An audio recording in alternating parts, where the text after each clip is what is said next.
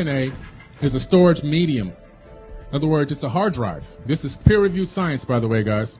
1 gram of DNA, which is enough to put a little tiny drop on the tip of your finger, can store 700 terabytes of data. Zeros and ones that make your phone work and make your computer work. Zeros and one bits of data, zeros and ones, can be stored on DNA. We're walking USB drives, literally.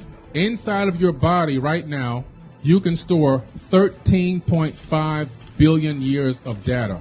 Ironically, that's how old the universe is. You literally have all the information stored in your body from the beginning of time until this very moment, inside of you. So when people say the universe is in you, it's not just a figure of speech. Like, the universe is really in you.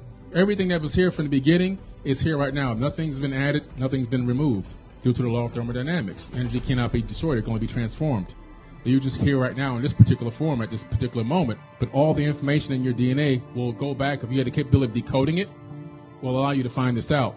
This is why, and some of you here know that I talk a lot about the Anunnaki, these Atlantean beings that came here in the distant past and genetically modified the existing hominid. They didn't create people, they modified people. If you really analyze the text, and I'm not just talking about Sumerian text, you have to go into several different versions of text, the Enuma Elish and Seven Tablets of Creation, the Atrahasis epic, the Epic of Gilgamesh, you go into the Emerald Tablets, you discover that there was already a hominid here and it was genetically modified. That was our cousin before Homo sapiens existed.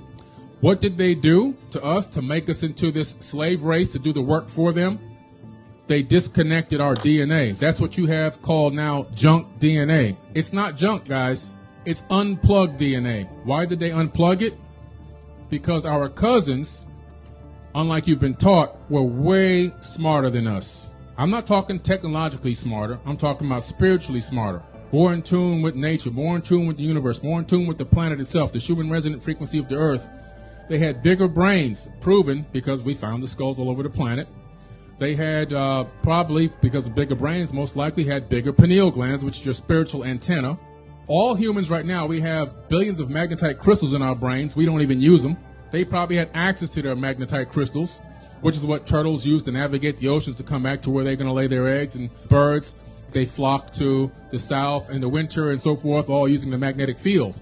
Well, we have the same capability, but right now we've been disconnected from using that. If a tsunami comes inland, before it even hits, all the wild animals run to the mountains and the hills.